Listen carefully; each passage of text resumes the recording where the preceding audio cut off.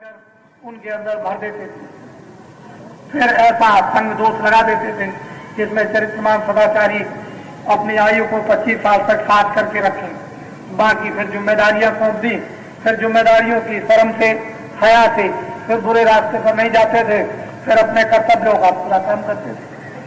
ऐसी व्यवस्थाएं बनी हुई थी हमारी समाजों में, घरों में, ऋषियों मुनियों ने, अच्छे पुरुषों ने बना के रखी हुई।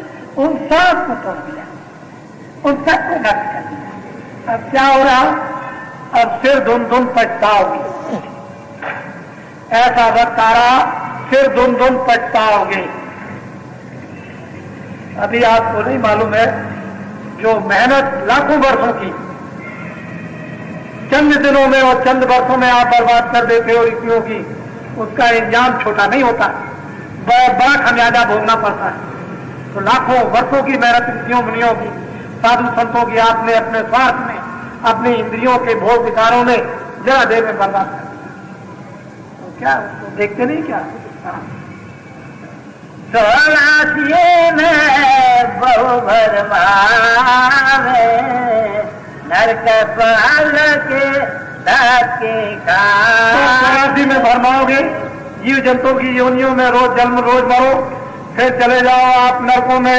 और कोई बिरला अगर कोई अच्छा काम कर गया, स्वर्ग में गया तो पुण्य छीड़े मिलते लोगे, चंद दिनों में पुण्य छीड़ हो जाएंगे, मृतलोक में आओगे, मनुष्य चल पाओगे, फिर कोई गलती हो जाए फिर चले नरकों में, क्या फायदा? अरे ऐसा रास्ता चलो कि दोबारा आना ही ना। और वो है ये रास्ता जो संतों का है, एक ही आने का, एक ही उसी से उलट चलो, आने का प्रश्न ही उठ जाए, खत्म हो जाए। जो कोई औरत कह समझाई उलटी माने करे। उनको अगर कोई समझाए भी कि भाई इधर कहाँ जाते हो, इधर कहाँ जाते हो, ये क्या करते हो, वो क्या करते हो, भगवान तुम्हारे मनुस्मृति मंदिर में है, यही जीवात्मा को जगाओ, दिव्य नेत्र प्राप्त करो, गंदगी को साफ कर लो, महात्माओं के पास जाओ, तो समझते उससे भी उल्टी लड़ाई लड़ते झगड़ते, तो महात्मा भी चुप हो जाते हैं कि भाई इनको यही भोगना है, चुप रहो। मूर्ख के समझाओ ने ज्ञान घाट का जाए, कोयला हो न उजला तो मन साबुन का। घाट का ज्ञान भी चला जाएगा और कोयले में 100 मन साबुन लगा दो, इतना सा कोयला हो वो कभी सफेद नहीं होगा। लाख जगन पर को दिए कारा अंत न हो, कौआ कभी भी अंत नहीं हो सकता है, लाख उसको शिक्षा दीजिए। फिर कहते हैं वो कि मूर्ख के समझाने से क्या होता है? अरे ब्रह्मा विष्णु महादेव भी आ जाए तब भी मूर्ख को नहीं समझा सकते। तो ये परिभाषा मूर्ख, तो महात्मा हो जाते हैं चुप। चलो ठीक है, देखो मेरी बात सुनो, 6 महीने के अंदर 2 महीने और हो गए, 4 महीने और हो गए, रह गए, यानी 6 महीने के अंदर 2 करोड़ पुरुष नर आपको देश में पगड़ी बांधे हुए दिखाई देंगे। 2 करोड़ पुरुष। इनके लिए मैं सोच रहा हूं कि क्या चिन्ह ले आऊं। इनके लिए मैं बहुत सोच रहा हूं कि मुझे कोई स्वप्न हो जाए इनके चिन्ह लाने का, तो इनको ले आऊं तो बन जाए काम, नहीं तो अभी अधूरा काम है। यह तो मुझे स्वप्न हो गया, मैंने आपको ये काम कर दिया। 2 करोड़ यानी नवंबर के अंत समय तक 2 करोड़ नर नारी पुरुष जो है, नर जो आपको पगड़ी बांधे हुए गुलाबी हल्के रंग की दिखाई देंगे।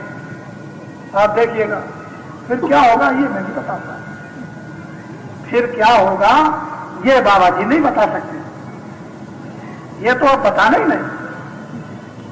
अब ये बात क्या, मेरे 24 घंटे मेरे पीछे लगे रहो, मेरी कमर में बंध जाओ, तब भी बाबा जी बताने वाले नहीं।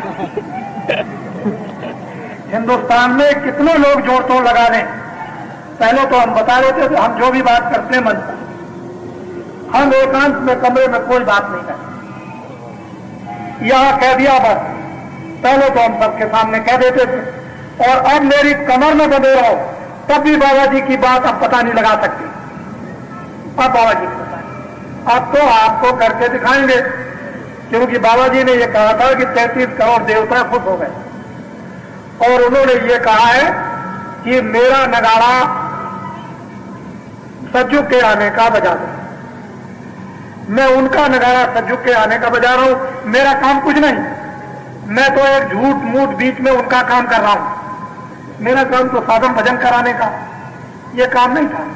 लेकिन उन्होंने कहा नहीं, जरा सा मेरा काम कर दीजिए, तो मैं उनका भी काम किए देता हूं। तो सज्जुग के आने का नगाड़ा बजा देता हूं और जन जन सबके कानों तक पहुंचा देता हूं जंगल पहाड़ों में, और अच्छाई बुराई से अवगत करा देता हूं। और जब आप बुराई नहीं छोड़ेंगे तो मैं उन देवताओं से, उन्होंने कहा कि मुझे बता देना, बस ये कह देना कि इन्होंने बुराई नहीं छोड़ी तो मुझे बता देना, फिर मैं एक छोटा ऐसा जोर से मारूं कि तो उनकी कमर पर दोबारा उठ ही नहीं सकती। आपको तो ये बात मालूम है नहीं, तो आप जानते नहीं, आप तो समझते हो ऐसी दिल लगी। और अभी तो हमारे देवता चारों तरफ पैरा लगा रहे हैं, कभी कभी ऐसे करके देखते हैं, ऐसे तिरछी निगाह से ऐसे ऐसे देखते हैं। तो मैं कभी कभी सोचने लगता हूं कहीं भाग में खड़े हो, बड़ा मुश्किल हो जाए। तो अभी चारों तरफ हिंदुस्तान के घूम रहे हैं और कभी कभी वो निगाह इधर देखते हैं, क्या करेंगे मैं नहीं जानता, मैं बताऊंगा नहीं आपको, तो दिखाऊंगा कि देखिए देवताओं ने ये किया, इसलिए पैरा दे रहे थे, ये किया। तो आप ये सीधी साधी बातों को समझें, कोशिश करें। प्रेम प्रीत विश्वास ये एक दान है, महात्माओं से मांगे कि हमको दान दीजिए। प्रेम, प्रतीत, प्रीत, विश्वास ये दान मांगो, ये बड़ी भारी संपदा है। हीरे जवाहरात इसके सामने कुछ, ये हीरे जवाहरात ये मिट्टी का भी मूल उसके सामने नहीं होता। ये दान में मांगो तो ये आपको दान में मिल जाएगा। और जब ये चीजें आपको दान में उन महात्माओं से मिलेंगी, क्योंकि ये तो बांटते रहते हैं महात्मा, देते रहते हैं, लुटाते रहते हैं। अभी मैं अहमदाबाद में था, सब अखबारों के पत्रकार मुझसे बात कर रहे हैं, उनको मुझसे बात करने का बड़ा आनंद आता है। तो जब उनको खबर मिली कि बाबा जी आए, तो सब के सब जितने भी पत्रकार थे, सरकारी रेडियो इनके उनके सबके समाचार सबके थे, तो वो मुझसे बातचीत करने लगे। बड़ी अच्छी अच्छी बात उन्होंने पूछी और हम तत्काल उनकी बात का जवाब देते रहते। तो उन्होंने पूछा कि आप यहाँ क्यों आते हैं? अरे भाई, महात्मा तो आते रहते हैं सब जगह, लेकिन आप उनको बैठा नहीं सकते, बुला नहीं सकते। महात्मा तो सब जगह आते जाते हैं, उनके यहाँ कोई रोक टोक तो होती नहीं, लेकिन ना आप बैठा सकते हो ना आप बुला सकते हो। और महात्माओं के पास सब कुछ होता है, तुमको लेने नहीं आता। महात्मा तो तुमको 1 मिनट में करोड़पति बना देंगे, लेकिन तुमको लेना है तब तो कल, अरे महाराज मैं तो घिसते घिसते अखबार में, और मैं तो ऐसा यानी परेशान हूं कि पूरा बाल बच्चों को भी नहीं होता। तो मैंने कहा कि तुमको लेना नहीं आता है, तुम इतने दिन से आए, तब तो मजाक करते थे, और अब जब तुम्हारी बात कुछ कुछ समझ में आने लगी तो महाराज वो कब देंगे? मैंने कहा जब रात्रि को लुटाया जाए तो तुम भी लूट लेना। जब करोड़ों करोड़ों लोगों को लुटाया जाए तो तुम भी दौड़ करके आना, लूटना, तो तुम भी करोड़पति हो जाओगे। तो कहने का मतलब कि महात्माओं के पास सब कुछ होता है, उनके पास कोई ऐसी चीज नहीं होती नहीं, लेकिन तुमको लेना तो है। वो देना चाहते हो तुम उधर भागते हो, पीट करके उधर भगते हो, आगे को मुंह कर लेते हो, तो फिर कैसे दे देंगे? अगर तुम्हारे कमर में भी बांध दे तो उसको गिरा दोगे, हाथ में दे दे खास समझ के फेंक दोगे, तो क्या करेंगे? अब महात्मा तो चाहते हैं कि तुम सब सुखी हो जाओ, तुम्हारे दुख दरिद्र सब चले जाए। सज्जुग के आने का नगारा तो यही है ना, सब धमधाम से संपन्न हो जाए, सब सुखी हो जाए, सब निरोगी हो जाए, सबको भोजन कपड़ा, सबको मकान मिले, सब लोग प्रेम से रहें, एक दूसरे की इज्जत करें, सम्मान करें। तो महात्माओं की तो आपके लिए ये कामना, और आप थकते हो हाथ धोकर कहीं पकड़ न ले, पीछे से चले आ रहे। लेकिन तुमको ये नहीं मालूम है कि जब तुम उनके वायुमंडल में आ जाते हो तो पुड़िया बांध देते हैं, ऐसी पुड़िया बांधते हैं कि काम करती रहती है। धीरे धीरे करते करते करते करते काम कुछ दिनों के बाद आपको पकड़ के ले आएंगे, और नहाने पर भी पुड़िया छूटेगी नहीं। ऐसी पुड़िया बांध देते हैं, तुम उसको देख तो सकते नहीं हो, लेकिन पुड़िया बांध दी, उसमें ऐसी दवाएं हैं कि वो बराबर काम कर रही है, आपको उसका पता नहीं। फिर कहते हैं कि क्या हो गया, इसको क्या हो गया, क्या नहीं हो गया, कोई हो गया, कुछ है, बोलो।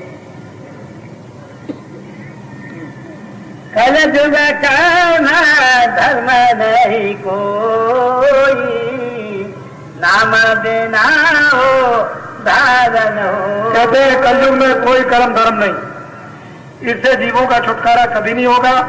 सोने और लोहे की बेड़ी में बंध जाओगे, लेकिन दोनों बेड़ियां जो है बांध लेंगी, काम आपको करने नहीं देंगी। तो कलयुग में कर्म धर्म कुछ नहीं है, केवल एक नाम से उद्धार। ये सुगम मार्ग है, सीधा मार्ग है, आसान है, इसमें तकलीफ नहीं है। और नाम वो है जो भगवान की आवाज आ रही है, उसको पकड़ो और जीवात्मा को जोड़ो, और ऊपर में ब्रह्मांडों उन देशों की तरफ में निकल चलो। उधर खुले हुए देश है, खुले हुए मैदान है, प्रकाश है, रोशनी है, रात्रि नहीं होती, अंधेरा नहीं होता, उधर पाप पुण्य नहीं है, उधर कपड़े नहीं पहनते, खाना नहीं बनाते, हिंदू मुसलमान नहीं, ईसाई उधर नहीं है, छोटे बड़े नहीं। इस जीवात्मा को नाम के बिना उद्धार नहीं होता। वो नाम है सद्गुरु पासा। नाम किसके पास है? सद्गुरु के पास। जो सत्य को पा गया उसके पास चले जाओ, उससे नाम भेद ले लो और नाम लेकर कमाई करो। नाम के साथ जीवात्मा को जोड़ के चलता, भेद सब खुल जाएगा।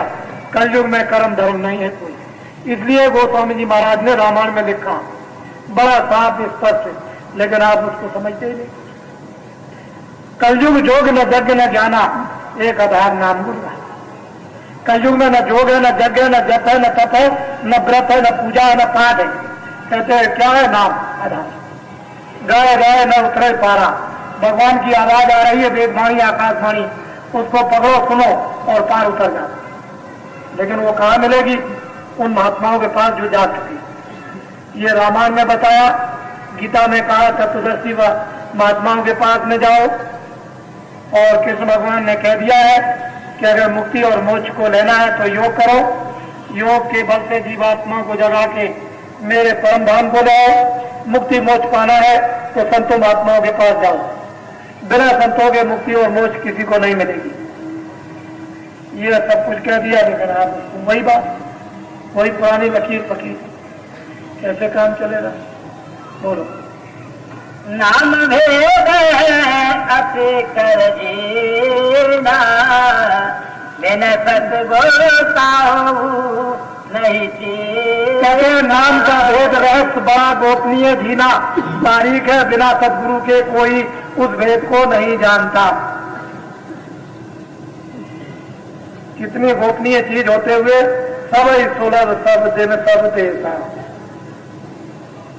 अकट अलौकिक तीरथ राहु और दे शब्द फल प्रगट प्रभाव। सुन समझय जन मुदित मन, मज्जय अति अनुराग, लय चार फल अचतम सात समाप्त। वो चलते फिरते तीरथ जो परमात्मा को प्राप्त करते हैं, चलते फिरते तीरथ है। कहीं भी तीरथ लगा, जहां बैठ जाओ वहीं तीरथ बन जाए, वहीं गंगा वहीं जमुना बन जाए, जहां वो नहा लो। खूब कलमल के तमाम इन गंदगी का मैलों को धो डालो, वही तीरथ लगा दे, जाकर के धो डालिए। सबको सुलभ है, सब देश में और सब तरफ और सबको मिल सकते हैं। लेकिन आपने कभी तलाश की, कभी खोज की? घर बैठे गंगा है तो कुछ उसकी भी आपको कोई कदर नहीं। महात्मा कहते हैं कि भाई बड़ा जीना है, बड़ा बारीक है, बिना सदगुरु के नाम नहीं मिलेगा।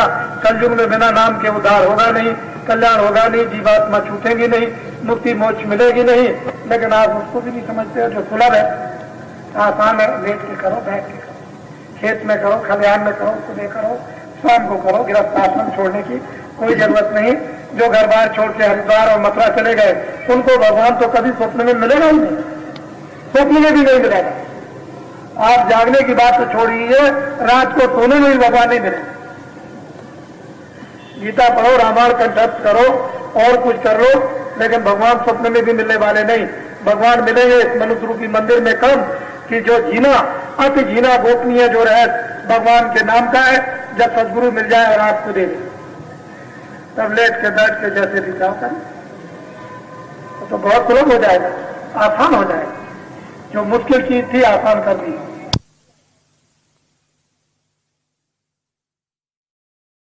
सुनाकर उनके अंदर भर देते थे, फिर ऐसा संग दोष लगा देते थे जिसमें चरित्रमान सदाचारी अपनी आयु को 25 साल तक साथ करके रखे, बाकी फिर जिम्मेदारियां सौंप दी। फिर जिम्मेदारियों की शर्म से, हया से फिर बुरे रास्ते पर नहीं जाते थे, फिर अपने कर्तव्यों का पूरा काम करते थे। ऐसी व्यवस्थाएं बनी हुई थी हमारी समाजों में, घरों में ऋषियों मुनियों ने, अच्छे पुरुषों ने बना के रखी थी। उन सब